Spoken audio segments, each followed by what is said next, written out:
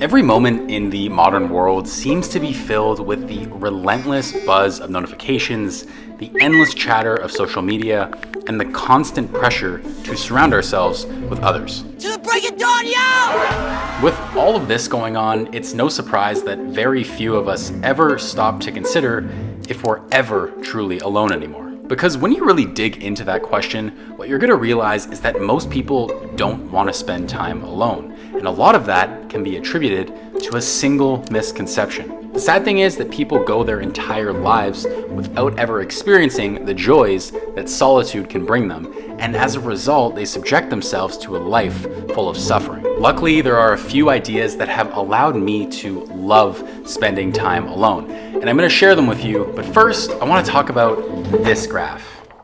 Oh, I forgot to print it. Hold on one sec.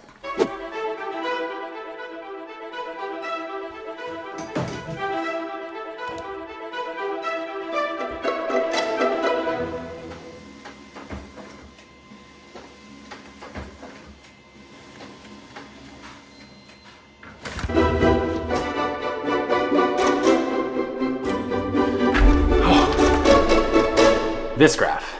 You see, it's actually more of a collection of graphs, but it essentially outlines who we spend our time with across our lifetime. You see, we have age on the x-axis, and then we have total minutes per day on the y-axis. There's a bunch of graphs on here, but we have a graph that shows us how much time we spend with our family. We have one that shows us how much time we spend with our friends. We have one that shows us how much time we spend with our coworkers. But the most interesting graph of them all is this one right here.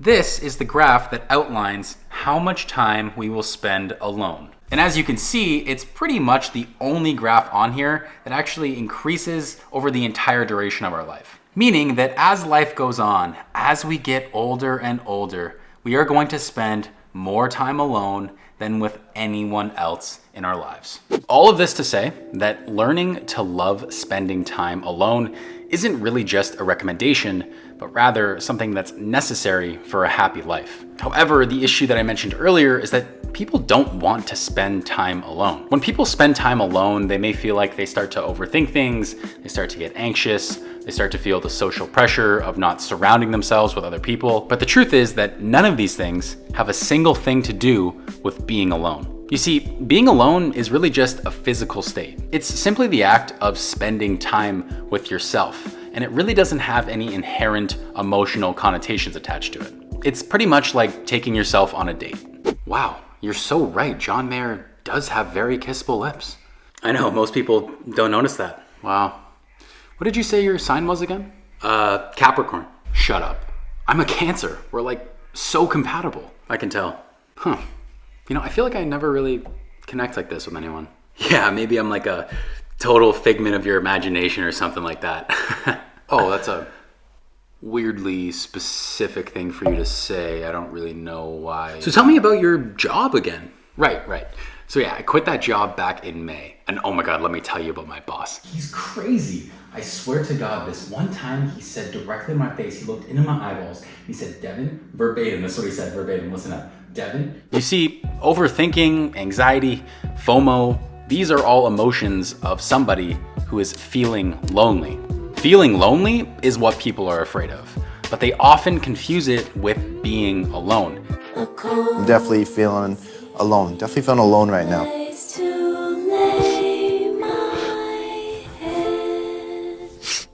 But the truth is, there's actually a huge difference between being alone and feeling lonely. And it's actually possible and quite common to be completely surrounded by people, yet feel incredibly lonely. For example, I lived in downtown Toronto last year. I found myself in a new environment, I was surrounded by new people, I was doing new things. By every definition of the word, I was not alone. Yet, I had never felt more lonely in my entire life. Looking back, I should have realized that being around certain people actually made me feel more lonely than when I was by myself. And so when I felt an urge to spend time alone, or I opted to stay in a few weekends in a row, I felt this weird sense of guilt because I enjoyed that so much more than the alternative, and I didn't really have a way to articulate that to the people around me. There's a great quote from Henry David Thoreau that I wish I read earlier. It goes, "I find it wholesome to be alone the greater part of time. To be in company, even with the best, is soon wearisome and dissipating. I love to be alone. I have never found a companion that was so companionable as solitude. We are for the most part more lonely when we go abroad among men than when we stay in our chambers." I only came to this realization recently, and when I discovered it, it absolutely blew my mind because it perfectly described how I'd felt for so long. And it really made me realize that there are probably so many people out there who are afraid to spend time alone. Maybe because they've never spent time alone, or they just don't think they need to spend time alone, or they think that if they do spend time alone, they're actually going to feel more lonely than they do right now. And it's such a shame because being alone is such a great tool for self-discovery. There's such a strange sense of pride that comes from learning something new about yourself. It's like when you start to get to know someone a little bit better and you finally feel like you've cracked their sense of humor, and so you can pretty much get them to laugh on command. There's a certain sense of satisfaction that comes from that discovery process. You're almost proud of yourself for getting to know that person on a new level. Well, over the last few years, I've had the exact same thing happen, only it's in the relationship that I have with myself. Spending time alone has finally allowed me to understand what I truly enjoy, what brings me energy, dreams that I want to chase one day, and I can do all of that without any external validation or pressure. But more importantly than anything, it's allowed me to understand that I am enough. What? Dude, I am enough? Oh man, that's really cool, man. That's really cool? Yeah. Dude, how about you give me back my cowboy hat? It's mine. My uncle is a cowboy. I told you that. First off, nobody's uncle is a fucking cowboy. We talked about this. I don't really know. And second off, my name is literally on the hat. Oh, that's my name spelled backwards, actually. Of course it is, right? You know what? I don't even care, man, because you know why? You look terrible in that hat. What are you doing? Oh, come on, man. Don't do that. Okay, I'm sorry. I didn't mean that.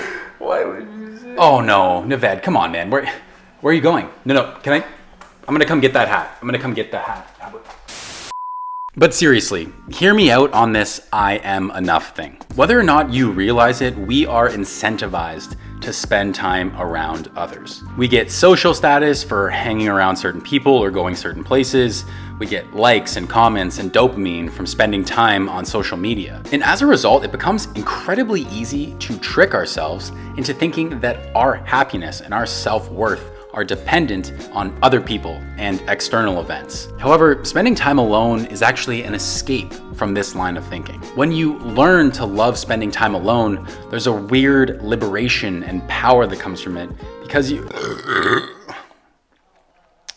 realize that you don't need anything else. You'll realize that relationships will change, people will disappoint you, circumstances will shift, and none of it really matters anymore because your happiness is completely in your own hands. Now, I'd love to sit here and give you a list of activities and habits that you can implement. It's gonna make this journey quick and seamless. But the truth is, like anything else in life, you are going to suck at this at first because ultimately it's your journey and it's going to take quite a bit of time to figure out. But the good news is that you actually have way more time than you probably realize. And if you want to see why I think that, well, you should check out this video right here. It's actually a concept that has completely changed my perspective on what it means to be young, and it has made me 100 times more grateful for my life.